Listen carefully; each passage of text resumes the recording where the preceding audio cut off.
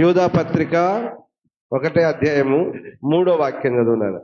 ప్రియులారా, మనందరికీ కలిగేడు రక్షణను గురించి మనకందరికి కలిగేడు రక్షణను గురించి మీకు వ్రాయవలనని విశేష ఆసక్తి గలవాడనై ప్రయత్నపడుచుండగా పరిశుద్ధులకు ఒక్కసారి అప్పగింపబడిన బోధ నిమిత్తము మీరు పోరాడవలనని మిమ్మల్ని వేడుకొనుచు మీకు వ్రాయవలసి వచ్చాను. అందరూ ఆమె చెప్పండి గట్టిగా. హల్లెలూయా. పరిశుద్ధులందరికీ కలిగేడు రక్షణ గురించి. బిడ్డలారా, ఎవరు పరిశుద్ధులు అంటే మేమే అనండి, నేనే అనండి. ఇప్పుడు నువ్వు అనుకుంటే వాక్యం వింటావు అంటే నాకు చివరి దినంలో ఒక రక్షణ కలగబోతుంది. ఏ రక్షణ? శరీరానికి రక్షణ ఆల్రెడీ బాప్టిజం ద్వారా పొందేసుకున్నాము.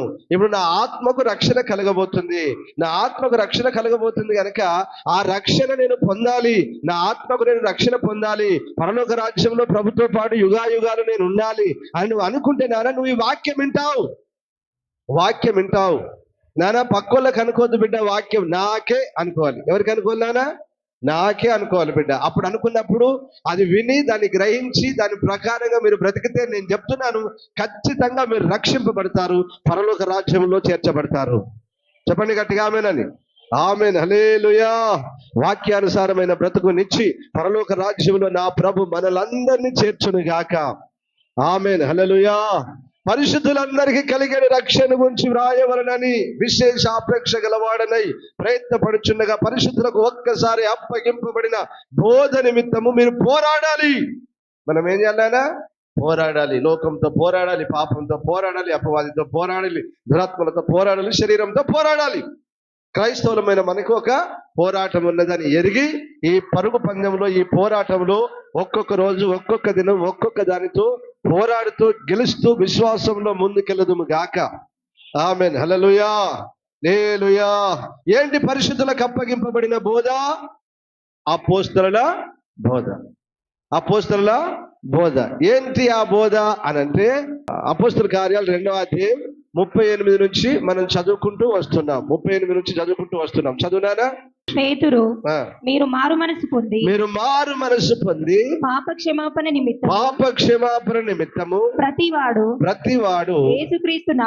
యేసుక్రీస్తు నామమున బాప్తిస్మం పొందుడి. అప్పుడు మీరు పరిశుద్ధాత్మ అను వరము పొందుదురు.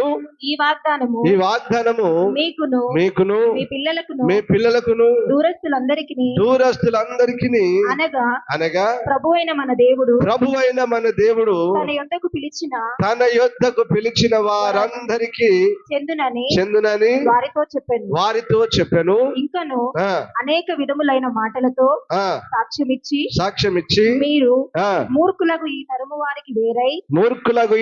వారికి వేరై రక్షణ పొందుడని వారిని హెచ్చరించెను. ఆమేన్. హల్లెలూయా. రైట్. ఇప్పుడు 42వ వాక్యం చదువు. వీరు అపోస్తల బోధయందు రక్షణ పొందిన వారు ఇంచుమించు 3000 మంది కదా. అది కూడా చదువునా? 30. కాబట్టి అతని వాక్యం అంగీకరించిన వారు బాప్తిస్మం పొందిరి. ఆ దినమందు ఇంచుమించు 3000 మంది చేర్చబడిరి. అది ఇప్పుడు గుర్తుపెట్టుకోండి నాన్న బిడ్డలారా, క్రైస్తవులనబడిన వారా, బాప్తిస్మం పొందిన వారులారా, రక్షణ పొందిన వారులారా, మారు మనసు పొందిన వారులారా, మేము క్రైస్తవులం, మేము దేవుని బిడ్డలమని అనుకుంటున్నారు కదా బిడ్డ. ఓకే, మంచిది. రక్షణ పొందిన నీవు ఎక్కడ ఉండాలో తెలుసుకో.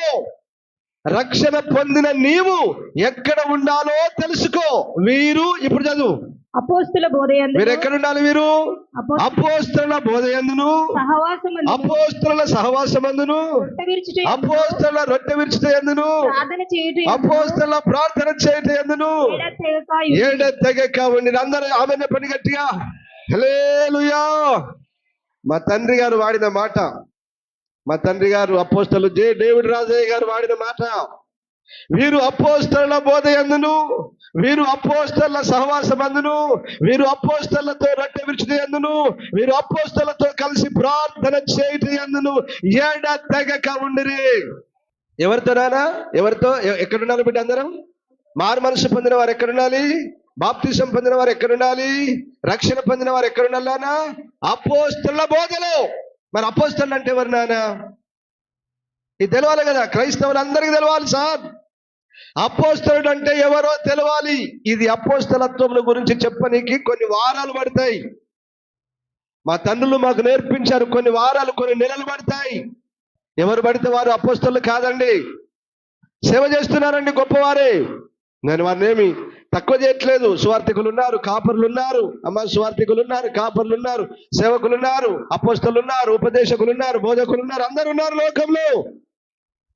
కానీ ప్రతి సేవకుడు కలిగి ఉండాల్సిన పద్ధతి విధానం ఏంటంటే నాన్న, అపోస్తలత్వం కలిగి ఉండాలి. ఆమేన్, హల్లెలూయా, హల్లెలూయా. ఏం కలిగి ఉండాలి నాన్న? అపోస్తలత్వం. అపోస్తలుడు అనగా ఎవరు అనంటే, అపోస్తలుడు అనే మాటకు పంపబడిన వాడు అని అర్థం. ఏంటి నాన్న? పంపబడిన వాడు. ఈ పంపబడకు ముందు ఏం కావాలి మరి? అతడు దేవుని చేత పిలువబడాలి. రెండవదిగా దేవుని చేత ఏర్పరచబడాలి. మూడవదిగా దేవుని ఆత్మ చేత అభిషేకింపబడాలి. నాలుగవదిగా పంపబడాలి. ఐదవదిగా విశ్వాసం మీద ఆధారపడి సేవ చేయాలి. ఎలాగ సేవ చేయాలన్నా? విశ్వాసం మీద ఆధారపడి. ఏంటి విశ్వాసం? సేవకుని విశ్వాసం ఏమై ఉండాలి? నన్ను పిలిచిన దేవుడు నమ్మదగిన దేవుడు. ఆయనే నన్ను పోషిస్తాడు. నా అవసరతలు, నా అక్కర్లు ఆయనే తీరుస్తాడు. తిరుటకు ఆహారము ఆయనే ఇస్తాడు. కట్టుకున్నకు వస్త్రము ఆయనే ఇస్తాడు. నా అవసరతల అక్కర్లన్నీ ఆయనే తీరుస్తాడు. నా పిల్లల్ని ఆయనే పోషిస్తాడు. నా పిల్లల్ని ఆయనే చదివిస్తాడు. నా పిల్లలకు వివాహాలు ఆయనే చేస్తాడు. ఇది సేవకుని విశ్వాసం. ఇతడు అపోస్తలుడు. ఈడ 2000 జీతం వస్తే ఈడ చేయి చాపిండు, ఆడ 2000 జీతం వస్తే అటు చేయి చాపిండు, అటు ఫోటో ఇచ్చిండు, అటు ఆధార్ కార్డు ఇచ్చిండు. ఇతడు అపోస్తలుడు అండి. ఏడ జీతం దొరికితే అక్కడికి పరిగెడతాడు. ఎవడు 100 ఇస్తారంటే ఆడికి పరిగెడతాడు. ఎవడు 200 అంటే ఆడికి, ఎవడు 1000 అంటే ఆడికి, ఎవడు 10,000 అంటే ఆడికి. పరిగెడుతూ పరిగెడుతూ పరిగెడుతూ పరిగెడుతూ ఇక్కడ అక్కడ అడుక్కొని పోషణ తిండి తింటూ బ్రతుకుతూ కుటుంబాన్ని చదువుకుంటూ ఏదో 4 ఆత్మలు, ఏదో 10 ఆత్మలు చూసుకుంటూ ఇక్కడ అక్కడ అడుక్కొని తినేవాడు సేవకుడు అపోస్తలుడు కాదు. ఎటు పడితే పరిగెత్తేవాడు అపోస్తలుడు కాదు. ఎవరు ఏమిస్తారో, ఏ గ్రూప్ వాళ్ళు ఏమిస్తారో అని అడుక్కునేవాడు అపోస్తలుడు కాదు. అందుకనే చెప్తున్నాను నాన్న, ఎవరు పడితే వారు అపోస్తలులు కాదు. రక్షణ పొందిన నీవు ఎక్కడుండాలి? అపోస్తలుల బోధలో ఉండాలి. అపోస్తలుల సహవాసంలో ఉండాలి. అపోస్తలులతో కలిసి రొట్టె విరుచుటలో అదే దీవెన నీకు, అదే దీవెన బిడ్డ, అదే ఆశీర్వాదం. ఇప్పుడు చెప్పండి నాన్న, అపోస్తలుడు అంటే ఎవడు? 1 దేవుని చేత పిలువబడాలి, 2 ఏర్పరచబడాలి, 3 దేవుని ఆత్మ చేత అభిషేకింపబడాలి, 4 పంపబడాలి. ఎవరి చేత? దేవుని చేత పంపబడాలి, సంఘం చేత పంపబడాలి, సేవకుల చేత పంపబడాలి. 5 వెళ్ళిన ప్రతి చోట విశ్వాసం మీదనే ఆధారపడి సేవ చేయాలి. ఆమేన్, హల్లెలూయా. అవసరమైతే కష్టం చేసుకొని పని చేసి సేవ చేయాలి. అవసరమైతే, లేదా ఉద్యోగం చేస్తూ వ్యాపారం చేస్తూ చేయమని చెప్పరు. ఉద్యోగం నెలకొచ్చేది జీతం నాన్న, నెలకొచ్చేది జీతం, నెలసరి చేసేవాడు జీతగాడు. అట్లా చేయొద్దు నాన్న, నువ్వు కూలి పని చేసుకో. సేవకులారా, మీ చేతులతో కష్టం చేసుకొని బ్రతకొచ్చు. అపోస్తలుడైన పౌలు చెప్పాడు, నేను కష్టపడి పని చేసుకునే తప్పని నేను ఎప్పుడు చెప్పను. అది బైబిల్ కూడా చెప్పలేదు. విశ్వాసం మీద ఆధారపడి మంచిది. విశ్వాసం మీద ఆధారపడుతూనే అవసరమైతే నీ పోషణ కొరకు నేను పని చేశానండి. నేను మేస్త్రి పని చేశాను. నా సేవ ప్రారంభంలో 4 రోజులకు జనగాంలో సేవ ప్రారంభించాం. నెలకు రెంట్ $900. మా ఇద్దరి పోషణ, మా అవసరాల కొరకు ఊరికెళ్ళి నేను మేస్త్రి పని చేసి ఆ వారానికి 2 రోజులు 3 రోజులు పని చేసుకొని ఆ పనితో రెంట్ కట్టుకొని మా పోషణ చేసి కొనసాగించాం. పని చేశాను నా సేవ ప్రారంభంలో. సేవ పెరిగిన తర్వాత చేయాల్సిన పని లేదు. ఎందుకంటే సంఘమే సేవకుని ఏం చేయాలన్నా? పోషించాలి. సంఘం బాధ్యత నాది. అప్పుడు సేవకుడు ఇంకా ఎక్కువగా సేవలో ముందుకెళ్తూ ఉంటాడు. కొత్తలో నువ్వు పని చేసావంటే వేరండి. అపోస్తలుడైన పౌలు కొత్తలోనే సేవ చేశాడు. ప్రతి గ్రామానికి, ప్రతి ప్రాంతానికి, ప్రతి రాష్ట్రానికి, ప్రతి దేశానికి వెళ్తూ ఎక్కడికైతే వెళ్తాడో అక్కడ చేతుల పని చేశాడు. డేరాలు కుట్టేవాడు కనుక చేతుల పని చేశాడు. కానీ నెలసరి ఉద్యోగానికి ఎక్కడా పౌలు కుదరలేదు. నెలకు ఒకరి దగ్గర జీతం తీసుకుంటూ సేవ చేసేవాడు సేవకుడు కాదు, అపోస్తలుడు కాదు. పౌలు ఏమన్నాడండి? నేను ఇతరుల సంఘముల వలన ఏమన్నాడు? ఇతర సంఘముల వలన జీతం పుచ్చుకొని దొంగిలిన వాడనగుదును అన్నాడు. చదువునా 2 కొరింథీయులకు రాసిన పత్రిక 11వ అధ్యాయం 8వ వాక్యాన్ని అందరూ చూడండి బిడ్డ, అందరూ చూడండి నాన్న. మీకు పరిచర్య చేయుటకై, చూసారా, మీకు పరిచర్య, మీకు సేవ చేయుటకై. నేను ఇతర సంఘముల వలన వింటున్నారా నాన్న? నేను ఇతర సంఘముల వలన జీతము పుచ్చుకొని వారి ధనము దొంగిలిన వాడనైతిని. దొంగిలిన వాడిని ఏమంటారు నాన్న? దొంగిలించిన వారిని దొంగ అంటారు. ఎవరు చెప్పారు ఈ మాట? అపోస్తలుడైన పౌలు చెప్పాడు. అంటే దీని అర్థమైంది, నువ్వే కష్టపడు, నువ్వే ఆత్మలను కను, నువ్వే సంపాదించు, ఆ సంపాదించిన ఆ సంఘం ఇస్తే తిని బ్రతికి సేవ చేయి. ఇది సేవా నియమం, ఇది సేవా క్రమం. ఇక్కడక్కడ జీతం తీసుకొని సేవ చేసే తప్పు నాన్న. మీకు మాట చెప్తాను, గుర్తుపెట్టుకోండి. ఫిలిప్పీయులకు రాసిన పత్రిక 4వ అధ్యాయం 15వ వాక్యం నుంచి. ఫిలిప్పీయులారా సువార్తను నేను బోధింపను. అది వినారా? దేన్ని? సువార్తను మీకు బోధింపనారంభించినప్పుడు, మాసిదోనియాలో నుండి వచ్చినప్పుడు, మాసిదోనియాలో నుండి వచ్చినప్పుడు ఇచ్చు విషయంలో, విన్నారా బిడ్డలారా? ఇచ్చు విషయంలోను పుచ్చుకొను విషయంలోను మీరు తప్ప మరి ఏ సంఘపు వారును నాతో పాలివారు కాలేదని మీకే తెలియను. ఏలయనగా తెస్సలోనికలో కూడా మీరు మాటి మాటికి నా అవసరము తీర్చుటకు సహాయము చేసితిరి. నేను ఈవిని అపేక్షించి ఇలాగు చెప్పుటలేదు గాని మీ లెక్కకు విస్తార ఫలము రావాలనని ఆపేక్షించి చెప్పుచున్నాను. అందరూ ఆమేన్ చెప్పండి. హల్లెలూయా. పౌలు స్టార్టింగ్ లో ఏమయ్యాడు నాన్న? కష్టపడి పనిచేసి సేవ చేశాడు. రైట్, దేవునికి స్తోత్రం. ఆ తర్వాత సేవ మీదనే వెళ్ళిపోతున్నాడు, ఎక్కువగా సేవ పైన వెళ్ళిపోతున్నాడు. కానీ ఇతన్ని ప్రేమించిన సంఘం ఒకటి ఉంది. ఏ సంఘం అది? మాసిదోనియా సంఘం. మాసిదోనియా సంఘానికి కానీ అనేక సంఘాలకు పౌలు అంటే చాలా ఇష్టం. ఇప్పుడు పౌలు గారు ఎక్కడ సేవ చేస్తున్నారు? అయ్యా ఎలాగుంది, పోషణ ఎలాగుంది, అవసరతలకు ఇలాగుంది నాన్న అంటే కథ ఏం చేస్తున్నారు? ఇచ్చు విషయంలోను పుచ్చుకొని విషయంలోను. ఇప్పుడు ఏం చేస్తున్నారు? మాసిదోనియా సంఘస్థులు వచ్చి మాటికి పౌలు యొక్క అవసరతలు అక్కరను తీర్చారు. ఇది సేవా విధానం. నువ్వు కష్టపడి కట్టిన సంఘం నీ సంఘమే నిన్ను పోషించాలి, నీ సంఘం నుంచే నీకు రావాలి, నీ సంఘమే నీ అవసరతల అక్కర్లన్నీ తీర్చాలి. అర్థమవుతున్నాయా? నీ సంఘమే. పౌలు కష్టపడి సంఘాన్ని కట్టాడు మాసిదోనియా. ఎన్ని దేశాలు తిరిగాడండి. కొరింథీలో అంటాడు, నా చేతులే కష్టపడి అని మీకు తెలుసు అంటాడు. కొరింథీ సంఘానికి వెళ్ళినప్పుడు కష్టపడ్డాడు, డేరలు కుట్టాడు, పని చేశాడు. కానీ తర్వాత అనేక మార్లు ఏం చేశాడు? మిగతా సంఘం అంతా ఏం చేసింది? పౌలును పోషించింది. అపోస్తల కార్యాలు లాస్ట్ లో అదే ఉంటది. లాస్ట్ కు ఒక రెంట్ హౌస్ ఇంట్లో ఉండి వచ్చిపోయే వారికి అందరికీ పరలోక రాజ్య సువార్తను ప్రకటిస్తూ, అర్థమవుతుందా, దేవుని రాజ్యం గురించి, యేసు ప్రభుని గురించి అత్యధికంగా బోధించాడు. అద్దె గదిలో ఉన్నాడు. అద్దె ఎవరు కట్టారండి? పెద్దోడు అయిపోయాడు, వృద్ధుడను అన్నాడు. ఏమైపోయాడు పాపం? పెద్దోడు అయిపోయాడు. ఇప్పుడు అదెవరు కట్టారండి? సంఘమే. అపోస్తలుడు అంటే ఎవరు పడితే వారు కాదు సార్. సేవకులు అంటే ఎవడు పడితే వాడు కాదండి. ఈడ జీతం తీసుకొని ఆడ జీతం తీసుకొని, ఒకడైతే 2 దిక్కుల, ఒకడైతే 3 దిక్కుల, ఒకడైతే 4 దిక్కుల. సేవ లేదు, తిప్పి కొడితే 10 మంది లేరు. వీరికి 2-3 దిక్కుల నుంచి జీతం వస్తుంది. నెలకు 2,000 ఇస్తున్నారు పాపం. వాళ్ళేమో సేవను ప్రేమించి, సేవకుడు అయ్యో పేదోడు, అయ్యో కష్టపడి సేవ చేస్తున్నాడు, పేద సేవకులను ప్రేమించి వాళ్ళేమో నెలకు 2,000, 1,000, 1,500 జీతం ఇస్తే వీడు వాళ్ళ సొమ్ము తీసుకొని టక్కేసుకొని, షూ వేసుకొని, టై కట్టుకొని, పైన కోట్ ధరించుకొని సేవకుని బిల్డప్ ఇస్తూ తిరుగుతూ ఉంటాడు. మరొకటి తెల్ల బట్టలు వేసుకొని, ఏదేదో ఒక బట్టలలో ఏముంది, ఏదో ఒక బట్టలు వేసుకొని తిరుగుతూ ఉంటాడు. ఎంతమంది ఉన్నారా? 10 మంది లేరు తిప్పి కొడితే. ఎవరు తీసుకోమన్నారో నేను జీతము? నీకు జీతం ఎవరిస్తారు? దేవుడే. మళ్ళీ దేవుడు లేవి కాండంలో ఏం చెప్పాడు? ఇశ్రాయేలు యొక్క 10వ భాగములు కానుకలు నా దాసునికి జీతముగా స్వాస్థ్యముగా ఇచ్చి ఉన్నారు అన్నాడు. మీ యొక్క కానుక, మీ యొక్క 10వ భాగములే సేవకునికి ఏంటిది? జీతం. దేవుడు మిమ్మల్ని దీవించును గాక. ఈ క్రమంలో సేవ చేసేవాడే నిజమైన సేవకుడు. అలాంటి సేవకుని వెంబడిస్తే మీకు ఆశీర్వాదం. ఆమేన్, హల్లెలూయా. నా సేవను ఇక్కడ నాతోటి ఉన్న కొందరు చూస్తే వాళ్ళకు తెలుసు. నా సేవ ప్రారంభం నుంచి నా కష్టాలు, నా బాధలు అన్ని తెలుసు. తిండి లేని స్థితి తెలుసు. ఇక్కడ కొందరికి తెలుసు నా సంగతి. ఆయన కొన్ని సంవత్సరాలుగా మీరు కూడా చూస్తున్నారు. ఎక్కడికి వెళ్ళి ఇంత జీతం ఎవరిని అడుక్కోలేదే. అయ్యా నాకు నెలకింత అని ఎవరిని అడగలేదే. వేరొక సంఘం అని నేను అడగలేదే. ఎవరైనా ఇస్తే మన బిడ్డలే, మన ప్రజలే పరిచర్యని ప్రేమించి ఏదైనా ఇస్తే దేవుడు వారిని దీవించును గాక. ఆమేన్. హల్లెలూయా, హల్లెలూయా. రైట్ నాన్న, వాక్యంలోనికి వెళ్దాం. ఇప్పటిదాకా వెళ్ళలేదు కానీ వాక్యంలోనికి వెళ్దాం. ఇప్పుడు చెప్పు, మీరు ఎక్కడున్నారు నాన్న? బాప్తిస్మ మందిరంలో ఎక్కడున్నారు బిడ్డ? వీరు అపోస్తలుల బోధ. పనికి మళ్ళా బోధలు చాలా ఉన్నాయి.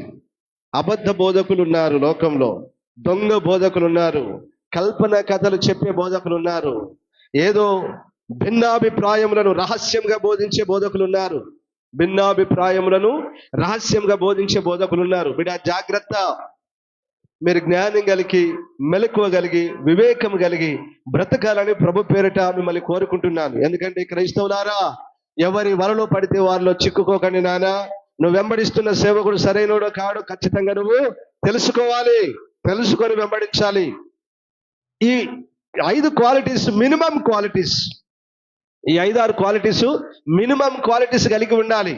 అపోస్తలుల యొక్క ఓర్వి ఎలాగో బయలుపరచబడుతుంది అంటే, అద్భుతాలు సూచక క్రియల ద్వారా ఇతడు పరిపూర్ణమైన అపోస్తలుడని అతని గురించి చెప్పుకుంటారు. అపోస్తలుడు అంటే అపోస్తలుడు పిలువబడి, ఏర్పరచబడి, అభిషేకింపబడి, పంపబడి, విశ్వాసం ఆధారపడి సేవ చేయడం మాత్రమే కాదు, అతని ద్వారా ఏం జరగాలనా?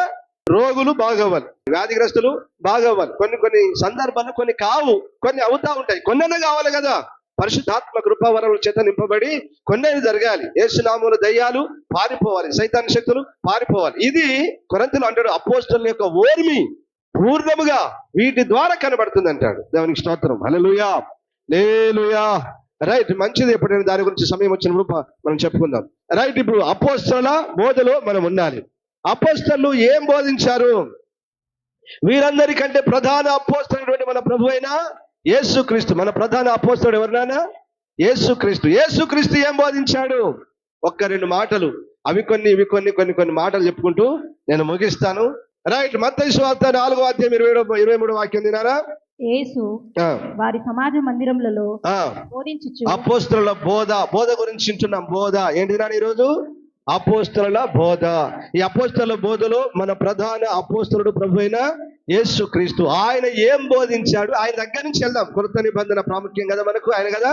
ఆ యేసు వారి సమాజ మందిరములలో బోధించుచు దేవుని రాజ్యమును గూర్చి. దేని గురించి బోధించాడు నాన్న? దేవుని రాజ్యముల గురించి బోధించుచు, వార్తను ప్రకటించుచు, ప్రజలలోని ప్రతి వ్యాధిని ప్రతి రోగమును స్వస్థపరచుచు గలిలయ అంతటా సంచరించెను. అందరూ ఆమేన్ చెప్పండి గట్టిగా. హల్లెలూయా. అదే 4:17 చదువునానా? అప్పటి నుండి యేసు పరలోక రాజ్యము సమీపించి ఉన్నది గనుక మారు మనసు పొందుడని చెప్పుచు ప్రకటింప మొదలు. అందరూ ఆమేన్ చెప్పండి గట్టిగా. మీరు యేసు ప్రభు జీవిత చరిత్ర మొత్తం, సువార్తలు మొత్తం అమ్మ అర్థమవుతుందా నాన్న? నెమ్మదిగా చదువుకున్న వారు, జ్ఞానం ఉన్నవారు, ఎంతో కొంత చదువచ్చిన వారు అప్పుడప్పుడైనా ప్రతిరోజు 1-2 అధ్యాయాలు కనీసం చదివితే మీకు మంచిది. కనీసం రోజుకు 1 అధ్యాయము, 2 అధ్యాయాలు కనీసం చదువుకొని మీరు బయటకు వెళ్ళండి, మీకు మంచిది. ఇప్పుడు వినండి, మీరు సువార్తలు మొత్తం చదివితే యేసు ప్రభు బోధించిన బోధ ఏంటంటే పరలోక రాజ్య సంబంధమైన బోధ. పరలోక రాజ్యంలో ప్రవేశించాలంటే మీరు మారు మనసు పొందండి అని ప్రకటించాడు. దేవునికి స్తోత్రం కలుగును గాక. ప్రభు అని యేసుక్రీస్తు దేన్ని బోధించాడంటే పరలోక రాజ్య సంబంధమైన బోధ. దేన్ని బోధించాను నాన్న? పరలోక రాజ్యంలో ప్రవేశించాలంటే నేను ఏం చేయమన్నాడు? మారు మనసు పొందు అన్నాడు. రైట్, ఒకటి మారు మనసు మాత్రమే కాదు, మారు మనసు పొందు అన్నాడు, బాప్తిసం పొందన్నాడు. నమ్మి బాప్తిసం పొందినవాడు రక్షింపబడును, నమ్మని వారికి శిక్ష విధింపబడును. అలాగే ఒకడు నీతి మూలముగాను ఆత్మ మూలముగాను జన్మిస్తేనే తప్ప దేవుని రాజ్యంలో ప్రవేశింపలేడు. దేవునికి స్తోత్రం. హల్లెలూయా. అంటే మారు మనసు గురించి, బాప్తిసం గురించి, పరిశుద్ధాత్మ అభిషేకముల గురించి అంత మాత్రమే కాదు. మీ అందరికి తెలిసిన ఉపమానాలు బైబిల్లో చాలా ఉన్నాయి. ఏంటిది? గోధుమలు, గురుగులు. ఇప్పుడు గురుగులను ఏం చేయమన్నాడు?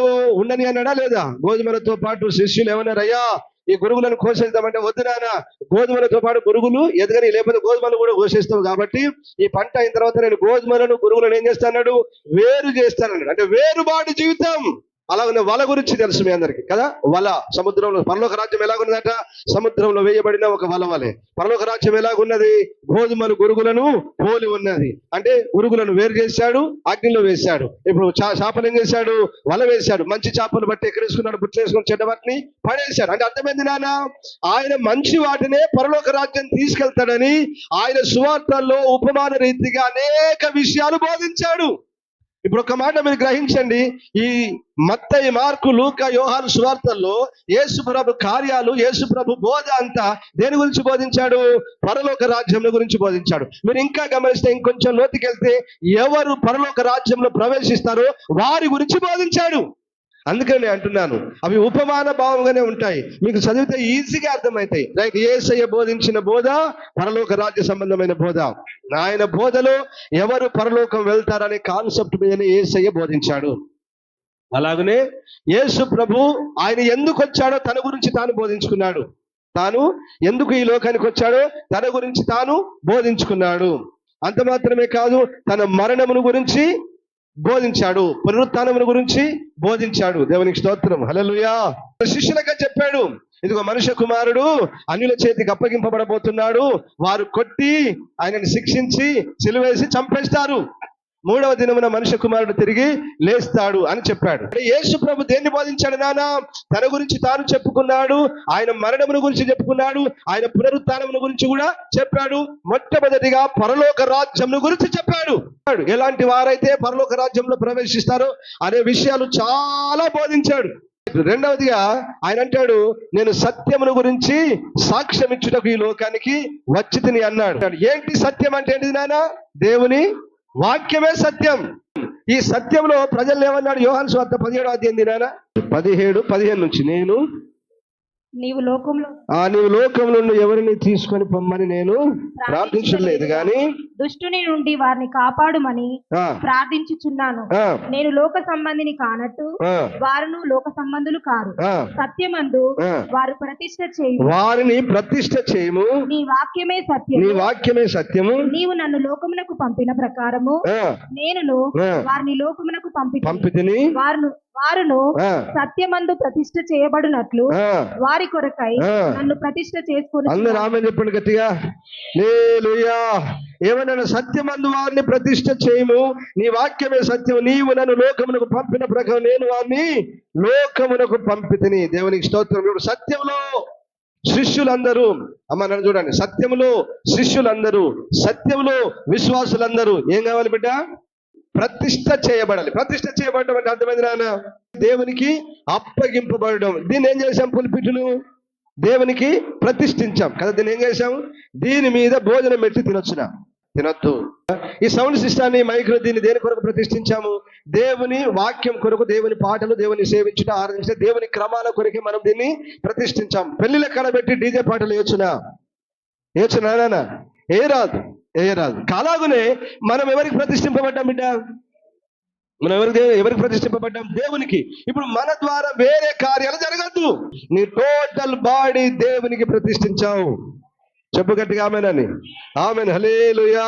అంటే ప్రభు ఎందుకు వచ్చాడంటే దేవుని ప్రజలమైన మనల్ని, ఆయన సేవకులమైన మమ్మల్ని కూడా ఆయన వాక్యము చేత అందరినీ దేవునికి ప్రతిష్ఠించాడు. అందుకే పౌలు అన్నాడు, పవిత్రాలైన కన్యకనుగా, ఏమన్నాడు? పవిత్రాలైన కన్యకనుగా నే ఒక్కడే పురుషునకు, అనగా ప్రభు అయిన యేసు క్రీస్తుకు నేను మిమ్మల్ని ప్రదానము చేసేదిని గాని. అంటే ఇప్పుడు ఏం చేశాడు దేవుడు? బాప్తిసం ద్వారా మనల్ని ప్రదానం చేశాడు. యేసు ప్రభుకు ప్రదానం చేయబడిన నువ్వు ఎవరి కొరకు చూడాలి? పెళ్లి కుమారుని కొరకే చూడాలి కదా. పెళ్లి కుమారుని తలంపే ఉండాలి, పెళ్లి కుమారుని ఆలోచన ఉండాలి, కానీ పక్కని మీద ఉంటుందా నీ ఆలోచన? ఉంటుందా నాన్న? అట్లా ఉంటే తప్పు. ఓకేనా బిడ్డ? ఎంగేజ్మెంట్ అయినా కూడా లేచిపోయిన వారు ఉన్నారు, మనకొద్దు వాళ్ళ సంగతి. కానీ ప్రియులతో చాటింగ్ చేసేవారు ఉన్నారు, వాళ్ళతో మనకొద్దు. కానీ మనం ఎప్పుడు పక్క వాళ్ళని చూడద్దు బిడ్డ. అర్థమైందా? ప్రదానం చేయబడ్డాం, దేవునికి ప్రతిష్ఠించాం. యేసు ప్రభు ఏం చేశారంటే ఆయన పరలోక రాజ్య సంబంధమైన బోధను బోధించడం మాత్రమే కాదు, బాప్తిసంగా మారు మనసు కాదు, బాప్తిసం, పరిశుద్ధాత్మ వేరుబాటు, ఇవన్నీ చేయడం మాత్రమే కాదు, మనల్ని ప్రతిష్ఠ చేశాడు. కాబట్టి ఆ ప్రతిష్టలోనే మనం ఏం కావాలి? కొనసాగాలి. ఆ ప్రతిష్టలోనే మనం ఏం కావాలి? నిలబడాలి. దేవుడు అలాంటి దైవికమైన కృప మనందరికి అనుగ్రహించును గాక. ఆమేన్, హల్లెలూయా. మార్క్స్ వార్త 9:31. ఏలయనగా ఆ, ఆయన తన శిష్యులకు బోధించుచు మనుష్య కుమారుడు ఆ. మనుషుల చేతికి అప్పగింపబడుచున్నాడు, ఆ, వారాయనను చంపెదరు. వారు ఆయనను చంపెదరు. చంపబడిన ఆ, 3 దినములకు ఆ, ఆయన లేచునని ఆ. వారితో చెప్పాను. అందరూ ఆమేన్ చెప్పండి గట్టిగా. ఇది దేని గురించి చెప్పాడు యేసు ప్రభు? ఆయన యొక్క మరణమును గురించి, పునరుత్థానమును గురించి ప్రకటించాడు. ఓకేనా? రైట్. ఇప్పుడు ఇదే బోధ ఎవరికి అప్పగించాడు? తన శిష్యులకు. ఎవరికి అప్పగించాడు నాన్న? తన శిష్యులకు, 12 మందికి. ఎందుకు అప్పగించాడు వారికి? వారిలో ఉన్న క్వాలిటీస్ ఏంటి? వాస్తవానికి యేసు ప్రభు చనిపోయిన తర్వాత వాళ్ళు ఏమయ్యారు నాన్న? ఏమయ్యారు? చెదిరిపోయారు. మళ్ళా వెళ్ళిపోయి ఏం చేస్తున్నారు? మళ్ళా అదే వలలు వేసి చేపలు పట్టుకుంటే ఈ పని ఆ పని చేసుకొని హాయిగా బ్రతుకుతూ ఉన్నారు. అసలు వాస్తవానికి వాళ్ళని చూస్తే సరి అయిన ఆలోచన కలిగిన వారే కారు. చెప్పాడండి యేసు ప్రభు, ఇట్లా తిరిగి లేస్తానని చెప్పాడు, కానీ లేస్తాడో లేడో మనకేమెరక.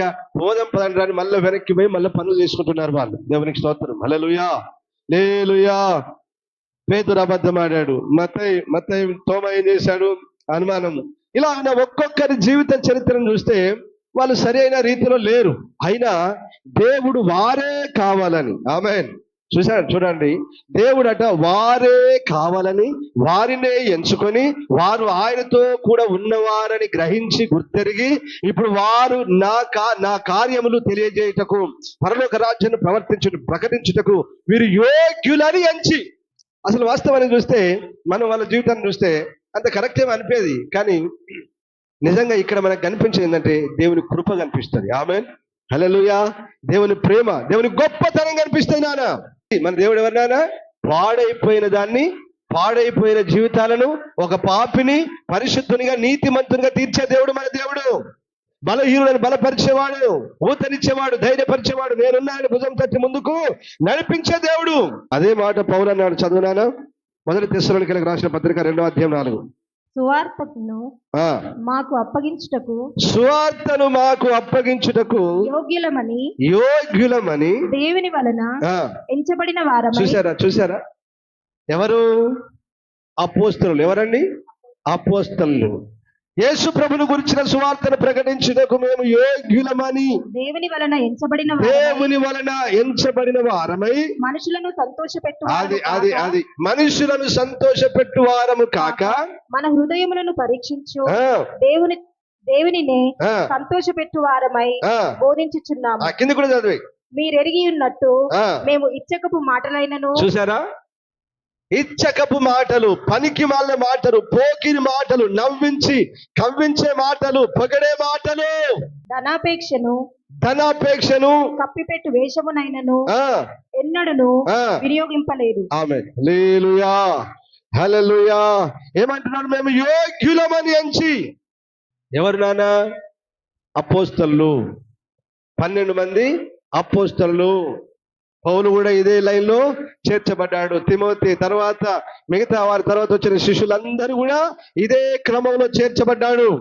మేము యోగ్యులమని ఎంచి దేవుడు ఆయన సువార్తను ప్రకటించేటువంటి అర్హత, ఆ ధన్యత దేవుడు మాకిచ్చాడు. ఆమేన్, హల్లెలూయా, హల్లెలూయా. ఇప్పుడు అందరూ బయలుదేరారు. ఒక్కసారి వాక్యాన్ని వాళ్ళు పునఃపరిశీలన చేసుకొని, ఈ వాక్య ప్రకారం నేను ఉన్నానా? ఈ వాక్య ప్రకారం నేను బ్రతుకుతున్నానా? ఈ వాక్యానుసారమైన సేవ నేను చేస్తున్నానా అని ఒక్కసారి ఆలోచించుకుంటే బాగుంటుంది వాళ్ళు. సో దేవుడు వారిని యోగ్యులని ఎంచి సువార్తను వారికి అప్పగించారు. వారు సువార్త ప్రకటిస్తూ అనేక గ్రామాలు, ప్రాంతాలు, రాష్ట్రాలు, దేశాలు, ప్రపంచాన్ని ముట్టేశారు. తిరిగారండి. అనేక గ్రామాలు, అనేక ప్రాంతాలు, అనేక పట్టణాలు, అనేక రాష్ట్రాలు, అనేక దేశాలు ప్రకటించారు. అనేక ప్రజల్ని దేవుని యొద్దకు చేర్చారు. దేవునికి స్తోత్రం. హల్లెలూయా, హల్లెలూయా. అందుకనే సేవలో మనుషులను సంతోషపెట్టే బోధ అన్నాడు కదా నాయన. మనుషులను సంతోషపెట్టు వారము కాక మన హృదయములను పరీక్షించే ఇదే చేయాలి సార్ ఈ ప్రపంచంలో. నేనైతే నాకు తెలిసిన కాడికి కొంతవరకైనా 100% అని చెప్పను, కానీ కొంతవరకైనా దేవుని సంతోషపెట్టే బోధే చేస్తున్నానే కానీ మనుషులను సంతోషపెట్టే బోధ నేను ఎన్నడూ చేయలేను. ఒకవేళ నేను మనుషులను సంతోషపెట్టే బోధ అయితే నా ఈ 15-20 సంవత్సరాల సేవా జీవితంలో ఈ 50 మంది 60 మంది ఉన్నారండి. 50 మంది 60 మంది 500 మందికి పైన 1000 మందికి పైన ఉంటారు. ఎందుకు? వచ్చారు వెళ్ళిపోయారు, వచ్చారు వెళ్ళిపోయారు. ఇంత కఠినమా ఇది ఎవడు వినగలడని చెప్పి ఏం చేశారండి? వెళ్ళిపోయారు. దానికి మనం ఏం చేయలేం. నేను మిమ్మల్ని సంతోష పెడితే దేవుణ్ణి అసలు ఏమన్నాడు గలతీలో? దేవుని దాసులనే కాకపోదునన్నాడు. నేను మనుషులను సంతోష పెట్టువాడిని అయితే మొదటి అధ్యాయం గలతీ 1వ అధ్యాయం 6వ వాక్యం నుంచి వినండి, చూడండి జాగ్రత్తగా.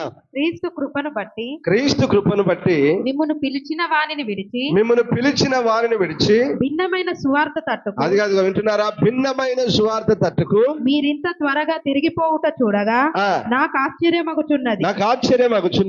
అది మరి ఒక సువార్త కాదు గాని క్రీస్తు సువార్తను చెరపగోరి మిమ్మును కలవరపరచువారు కొందరున్నారు. మేము మీకు ప్రకటించిన సువార్త గాక మరి ఒక సువార్తను మేమైనను పరలోకము నుండి వచ్చిన యొక్క దూత అయినను మీకు ప్రకటించిన ఎడల అతడు శాపగ్రస్తుడవును గాక. మేము ఇది వరకు చెప్పిన ప్రకారము ఇప్పుడును మరలా చెప్పుచున్నాము, మీరు అంగీకరించిన సువార్త గాక మరి ఒకటి ఎవడైనను మీకు ప్రకటించిన ఎడల వాడు శాపగ్రస్తుడవును గాక. ఇప్పుడు నేను మనుష్యుల దయను సంపాదించుకొని చూస్తున్నానా? దేవుని దయను సంపాదించుకొని చూస్తున్నానా? నేను మనుషులను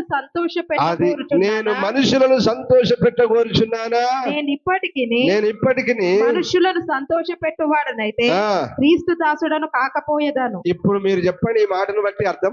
మనుషులు ఎట్లా సంతోషపడతారు? హాయి మాటలు చెప్తే దేవుడు నిన్ను దీవిస్తాడు, ఆశీర్వదిస్తాడు. ఈ రాత్రి అదంటే అని 2 కుళ్ళు జోకులు వేస్తే నవ్వుతావు, చాలా సంతోషపడతావు కదా. అది ఇప్పుడు పౌలు అంటున్నాడు, నేను మనుషులను సంతోష పెట్టగోరుచున్నానా? దేవుణ్ణి సంతోష పెట్టుకోరుచు. నేను ఒకవేళ మనుషులను సంతోష పెట్టువాడని అయితే, మనుషులను సంతోష పెట్టే సేవకుడు ఎవడైనా నువ్వు ఎట్లా సంతోష పెడతావురా? అమ్మాయి నీ బ్రతుకు మార్చుకో అంటే సంతోషపడతావారా? ఈ దుర్మార్గుడు ఎప్పుడు ఇదే మాటరా. నా బతుకు మార్చుకో అంటాడు, సమర్పణ కలిగి ఉండి అంటాడు, పరిశుద్ధత కలిగి ఉండి అంటాడు, అభిషేకం చేత నింపమంటాడు, మన చారణ అంటాడు. ఇదే గోలరా ఈ దుర్మార్గంతో. ఎప్పుడు మా గురించేరా? అరే మేము పాపం చేస్తాం, తిరుగుతాం, తాగుతాం, దునియా చేస్తాం, నీకేం పని మాస్టర్? ఏదో 2 మాటలు దీవిస్తాడు, ఆశీర్వదిస్తాడు, అద్భుతం చేస్తాడు, వస్తున్నాడు ప్రభుని అంటాడు అని చెప్పారు. అది ఏమా నీకు? ఇది చెప్తే మనిషికి ఏమవుతుంది? సంతోషం కదా. దేవుడు ఈరోజు మనతోటి మాట్లాడిండమ్మా కదా, ఈరోజు నాతోనే మాట్లాడిండు. వస్తానన్నాడు దేవుడే, వస్తాడు, మన ఇంట్లోనికి వస్తాడు, యేసయ్య చేస్తాడు, కార్యాలు జరిగిస్తాడు అంటే సంతోషం. కానీ దేవుడు ఎవరింట్లోకి వస్తాడని చెప్తే బాధ కదా. బ్రతుకు మార్చుకొని నీతిగా పరిశుద్ధంగా సమర్పణ వైరాగ్యం కలిగిన వారి ఇంట్లోనికి యేసు ప్రభు వస్తాడంటే బాధ. అరే మొదటగా పాపి ఇంటికి వస్తాడు, రాదని కాదు. జక్కే పాపి కదా, ఆయన ఇంటికి వెళ్ళాడు. ఎందుకు వెళ్ళాడు? పాపిని రక్షించడు. రక్షణ పొందిన తర్వాత అదే జక్కయ్య మళ్ళా అదే పాడు పనులు చేస్తే పోతాడా? అది యేసు ప్రభు. మనుషులను సంతోషపెట్టే బోధ చేసే సేవకులు ఈ ప్రపంచంలో ఎంతమంది ఉన్నారు? అందాదా మీరే చెప్పండి. మనుషులకు నెమ్మది, సమాధానము, కరమైన మాటలు, మృదువైన మాటలు, ఇంకా 4 కుళ్ళు జోకులేసి నవ్వించి కవ్వించే సేవకులు ఎంతమంది ఉన్నారు ఈ ప్రపంచంలో? ఎక్కువ మంది వాళ్ళే ఉన్నారు. మరి గలతీలకు రాసిన పత్రిక 1వ అధ్యాయం 10వ వాక్యం చెప్పినట్టు వీళ్ళు దేవుని సేవకులా ఖండించి గద్దించి బుద్ధి చెప్పే సేవకులు చాలా మంది ఉన్నారు, లేరని కాదు. కానీ ఎక్కువ మంది ప్రజలకు నొప్పి తగలకుండా ప్రజల దయను సంపాదించుకొని కొంతమంది సేవకులు ఉంటారు కదా.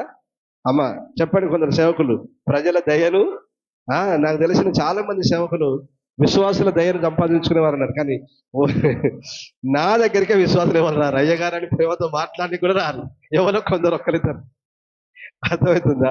కానీ విశ్వాసులు సేవ మాయా మాయా మాయా మాయా మాయా. మరి అయ్యో సమర్పణ గురించి చెప్పాడు, పరిశుద్ధత గురించి చెప్పాడు, అభిషేకం గురించి చెప్పాడు, వైరాగ్యం గురించి చెప్పాడు. ఎందుకు అవి ముట్టుకుంటే అయ్యారు కదా మరి వీళ్ళు. వాడు దుర్మార్గుడు నాయన, ఈ సంఘానికి బోడే వేస్ట్ అంటారు కదా కదా. ముట్టుకోడు వాడి గురించి, పరిశుద్ధత గురించి, సమర్పణ గురించి, వైరాగ్యం గురించి, పరలోక రాజ్యానికి సిద్ధపాటు గురించి ముట్టుకోరు వాటిని. అవి ముట్టుకుంటే అయిపోయాయి, ఇక అయ్యలేడు శత్రువే వాళ్ళకు. సో విడలారా, మనుషులను సంతోషపెట్టే బోధ చేసేవాడు అపోస్తలుడు కాదు. మరి ఎలాంటి బోధ చేస్తారా వాళ్ళు? 2 తిమోతి 4వ అధ్యాయం వాక్యం నుంచి, దేవుని ఎదుటను సజీవులకును మృతులకును తీర్పు తీర్చు క్రీస్తు యేసు ఎదుటను ఆయన ప్రత్యక్షతతోడు ఆయన రాజ్యముతోడు నేను ఆనబెట్టి చెప్పునదేమనగా, నేను ప్రమాణము చేసి ఏం చేసినానా? ఆనబెట్టి అంటే ప్రమాణము చేసి చెప్పునదేమనగా, దేవుని సేవకుడా వాక్యమును ప్రకటించుము, సమయమందును అసమయమందును ప్రయాసపడుము, సంపూర్ణముగా సంపూర్ణమైన దీర్ఘశాంతముతో ఉపదేశించుచు ఏదేమన్నాడు, ఖండించుచు గద్దించుచు బుద్ధి చెప్పుము.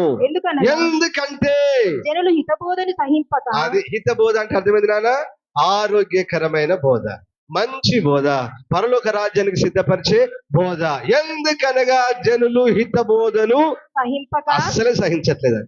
దురద చెవులు గలవారై, దురద చెవులు, వారే చెవులు, ఆ ఖండింపొద్దన్నాడు ఎవడు, గద్దింపొద్దన్నాడు ఎవడు, దురద చెవులు గలవారై తమ స్వకీయ దురాశలకు, అది సొంత అన్ని లోపల, పైకి మాత్రం పరిశుద్ధ లెక్క బిల్డప్. వందనాలయ్య గారు, వందనాలు పాస్టర్ గారు, అమ్మగారు, ప్రైజ్ లార్డ్ అన్ని తీసి పరిశుద్ధ లెక్క బిల్డప్. కానీ స్వకీయమైన దురాశ లోపల ఒకటి ఉంది. ఈ సత్యాన్ని, ఉపదేశాన్ని, ఖండింపుని, గద్దింపుని వదిలిపెట్టి నీ దురాశ ఏదైతే అది నెరవేర్చుకోవడానికి వెళ్తున్నావు. తమ స్వకీయమైన దురాశలకు అనుకూలమైన బోధకులను, అనుకూలమైన నచ్చినట్టు చెప్పాలి. ఇదిగో ఈడ మంచోడ్రా, ఎందుకు ఒక్క మాట అనడు, నిన్ను ఎన్నడూ ఖండించడు, ఎన్నడూ గద్దించడు, ఎన్నడూ బుద్ధి చెప్పడు నీకు. దేవుడు దీవిస్తాడు, దీవిస్తాడండి. దేవుడు దీవించడా? దీవించేవాడే, ఆశీర్వదించేవాడే, స్వస్థపరిచేవాడే, అద్భుతాలు చేసేవాడే. అది కూడా చెప్తాం మేము. ఎందుకు చెప్పాం? ఎంతసేపు ఆ మాటలతోనే పూట గడిపి స్వలాభము కొరకు, డబ్బు కొరకు, ధనము కొరకు, స్వకీయ దురాశలకు అనుకూలమైన బోధకులను తమ కొరకు పోగు చేసుకొని సత్యమునకు చెవినీయక కల్పనా కథల వైపు తిరుగు కాలము వచ్చును. ఆమె వచ్చిందా లేదా ఇప్పుడు చెప్పండి. కల్పన కథలు, కల్పించి చెప్పే మాటలు, కట్టు కథలు మనందరికి ఏమి వస్తాయండి? కట్టు కథలే వస్తాయండి. హాయిగా ఉంటాయి, వినసొంపుగా ఉంటాయి. ఆ చెప్పేవాడు కూడా సూపర్ చెప్తారు. మనకు రాదు. బుక్కులు ఉన్నాయి తెలుసా మీకు, పుస్తకాలు ఉన్నాయి నాన్న, చిన్న చిన్న పిట్ట కథలని వాడు బుక్కే రాసి పంపాడు. అవి చదువుకొని మెల్లగా చెప్తే హాయి అనిపిస్తుంది ప్రజలకు. అబ్బా ఎంత బాగా చెప్పాడండి పాస్టర్ గారు, వాక్యం అంటాడు వాడు. వాక్యం అనేది తెలివి తక్కువ సన్యాసి. కట్టు కథ చెప్తే, పిట్ట కథ చెప్తే వాక్యం అంటాడు తెలివి తక్కువడు. దురద చెవులు కలిగినవాడు హితవాక్యములు, సత్యవాక్యములు వినలేడు, తట్టుకోలేడు. ఎందుకు? స్వకీయమైన దురాశలు, నచ్చినట్టు మెచ్చినట్టుగా ఇష్టానుసారంగా దురాశలు నెరవేర్చుకుంటూ అనుకూలమైన బోధకులను ఏర్పరచుకున్నారట. ఆ కట్టు కథలు, పిట్ట కథలు, ఆ కల్పన కథలు మిమ్మల్ని పరలోక రాజ్యానికి చేర్చవు. ఇది అపోస్తలుడు బోధించాల్సిన తీరి, ఇది అపోస్తలుడు బోధించాల్సిన విధానం. ప్రేమగానే బోధించు. నేను నానా ఇప్పుడు ప్రేమగా బోధించకపోతే కొడుతున్నాను, మారని కట్టబట్టుకున్నారు మిమ్మల్ని ఏమన్నా. సత్యాన్ని ఉన్నది ఉన్నట్టుగా చెప్తున్నాను. మీరు అర్థం చేసుకొని మారడానికి మీరేం కావాలి? ప్రయత్నించాలి. దేవునికి స్తోత్రం, హల్లెలూయా. ఇది అపోస్తలులు బోధించే తీరి, బోధించే విధానం. ఈ విధానములో బోధించువాడే నిజమైన అపోస్తలుడు. ఈ అపోస్తలులు ఎవరి గురించి బోధించారు నాయన? ప్రభు అయిన యేసు క్రీస్తుని గురించి బోధించారు. అపోస్తల కార్యాలు 4వ అధ్యాయం 1 నుంచి కొన్ని వాక్యాలు చదువునాను. వారు ప్రజలతో మాట్లాడుచుండగా యాజకులను, దేవాలయపు అధిపతియు, సద్దుకయ్యులను వారు ప్రజలకు బోధించుటయు, యేసును బట్టి మృతులలో నుండి పునరుత్థానము కలిగెనని, యేసును బట్టి మృతులలో నుండి పునరుత్థానము కలుగునని ప్రకటించుటయు చూచి కలవరపడి వారి మీదికి వచ్చి వారిని బలాత్కారంగా పట్టుకొని సాయంకాలం అయినందున మరునాటి వరకు వారిని కావలిలో ఉంచారు. హల్లెలూయా. ఇప్పుడు దేని గురించి ప్రకటిస్తున్నారు నాన్న వీళ్ళు?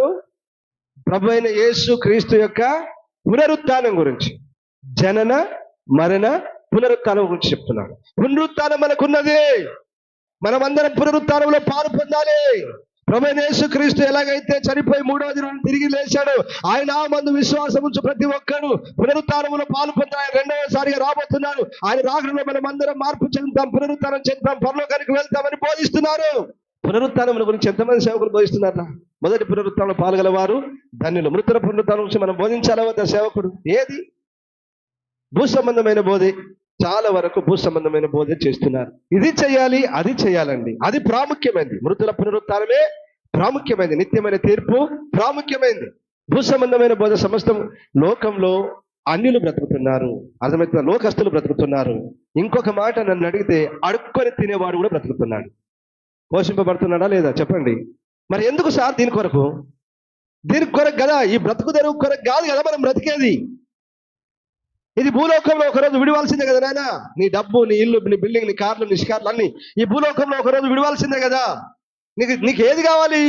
మృతుల పునరుత్థానం కొరకు కావాలి కదా. దాని గురించి కదా యేసు ప్రభు కూడా అదే బోధ చేశాడు. మృతుల పునరుత్థానం చేశాడు. మృతుల పునరుత్థానంలో వారు పెళ్లి చేసుకున్నారు, పెళ్లికి ఇవ్వబడరు అని చెప్పాడు. దేవదూతల వల్ల వారు ఉంటారు అన్నాడు. నేను అబ్రహాం దేవుడను, ఇస్సాకు దేవుడు, సజీవులకే దేవుడను కానీ మృతులకు దేవుడను కాను అన్నాడు. అంటే వారు బ్రతికి ఉన్నారు. మీరు కూడా విశ్వాసం వస్తే మీరు కూడా ఆ అబ్రహాం, ఇస్సాకు, యాకోబులు ఉన్న ప్రాంతంలో ప్రవేశిస్తారు. ఆ పరలోకంలో, ఆ ప్రదేశంలో, ఆ విశ్రాంతిలో ప్రవేశిస్తారని చెప్పాడు యేసు ప్రభు. అపొస్తలులు కూడా దాని గురించే సాక్ష్యం ఇచ్చారు. బిడ్డలారా, ఒకటి గుర్తుపెట్టుకున్నానా, సేవకులు ఎవరైనా కూడా ఖచ్చితంగా వాళ్ళు ప్రజలకు మారు మనసుల గురించి, బాప్తిసం గురించి, పరిశుద్ధాత్మాభిషేకముల గురించి, వేరుబాటు జీవితం గురించి నీతిగా, పరిశుద్ధంగా, దేవుని యందు విశ్వాసం ఉంచి, భయం భక్తి కలిగి పరిశుద్ధమైన జీవితం చేస్తూ ఆ పరిశుద్ధులు సంపూర్ణులగునట్లుగా ప్రజలకు, సేవకులు బోధించాలి. మృతుల పునరుత్థానం ఉన్నది, నిత్యమైన తీర్పు ఉన్నది. ఈ నిత్యమైన తీర్పు మీరు పొందొద్దని, మృతుల పునరుత్థానంలో మనం అందరం పాలు పొందాలని ప్రతి సేవకుడు ప్రజల్ని దేవుని వైపు, పరలోకం వైపు తిప్పాలి. ఇది అపోస్తలుల బోధ. ఈ బోధ చేసేవారు ఎందరున్నారో నాకంటే ఎక్కువగా మీకే తెలుసు. మీరు అపోస్తలుల కార్యాలన్నీ చదవండి, పత్రికలన్నీ చదవండి. భూ సంబంధమైన బోధ మీకు తక్కువగా కనపడుతుంది. ఎక్కువగా మనం సిద్ధపడే విధానం, ఎక్కువగా మన బ్రతుకులు మార్చుకునే విధానం, ఎక్కువగా మనం పరలోక రాజ్యం సిద్ధపడే విధానమే మనకు ఎక్కువగా కనబడుతుంది. దేవునికి స్తోత్రం. హల్లెలూయా. అపోస్తలుల కార్యాలు 20వ అధ్యాయం 19వ వాక్యం చదువునానా. యూదుల కుట్ర వలన నాకు శోధనలు సంభవించినను కన్నీళ్లు విడిచిచ్చు పూర్ణమైన వినయభావముతో నేను ఇలాగూ ప్రభువును సేవించుచుంటినో మీకే తెలియను. మరియు ప్రయోజనకరమైనది, అది అండర్లైన్ చేసుకోవాలి నాన్న అందరూ. మరియు ప్రయోజనకరమైనది ఏదియు దాచుకొనక బహిరంగముగాను ఇంటింటను మీకు తెలియజేయచ్చు, బోధించుచు దేవుని ఎదుట మారు మనసు పొంది మన ప్రభువైన యేసుక్రీస్తు నందు విశ్వాసం ఉంచవలనని యూదులకును గ్రీసు దేశస్థులకును ఎలాగూ సాక్ష్యమిచ్చుచుంటిమో ఇదంతయు మీకు తెలియను.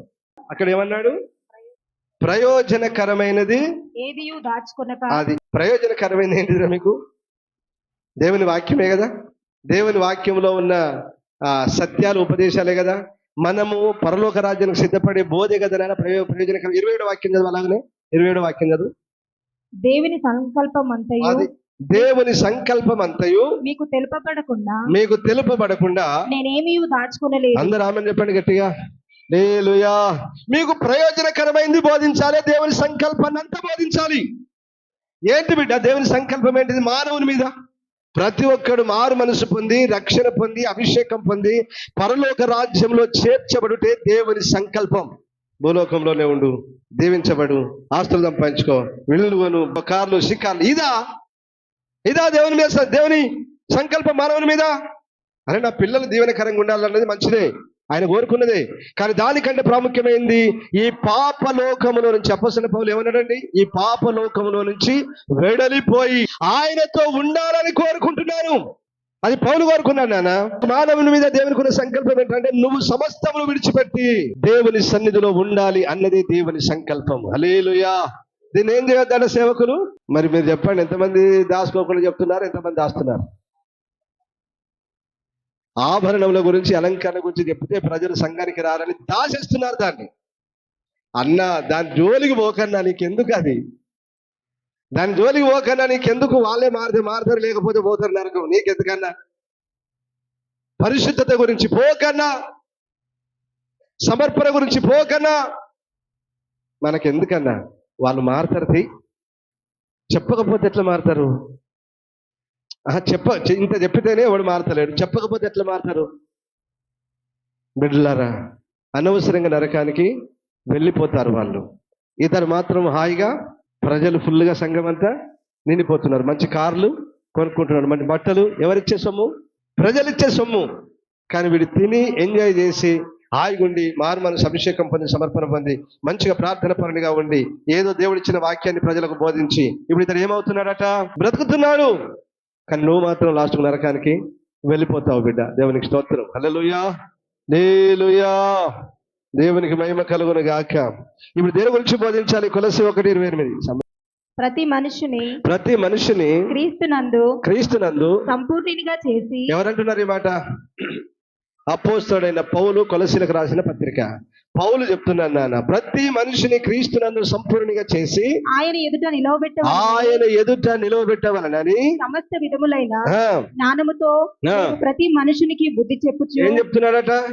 చెప్పారట ఈ సేవకులంతా, ఈ యావత్ ప్రపంచంలో సేవకులందరూ బుద్ధి చెప్పారట.